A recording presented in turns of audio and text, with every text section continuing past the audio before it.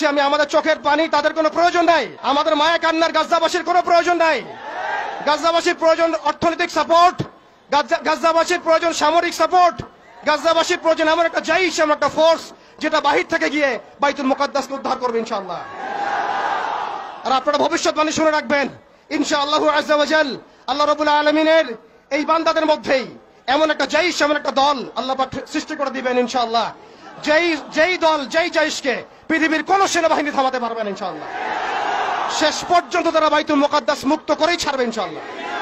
শুধু সময়ের অপেক্ষা। তারা আমাদেরকে অপশন দিয়েছে, হয় আমাদের দাস হও, না হলে মরো।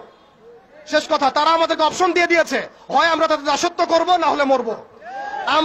আমরাও বলে দিচ্ছি, আমরা দাসত্ব করব না, আমরা হয় শহীদ হব অথবা স্বাধীনতা ছিনিয়ে নিয়ে আসবো ইনশাআল্লাহ। হয় আমরা শহীদ হব, না হলে স্বাধীনতা ছিনিয়ে নিয়ে আসবো ইনশাআল্লাহ। আল্লাহ পাক আমাদের বাংলার তাওহীদের জনতাকে কবুল করেন, আমিন।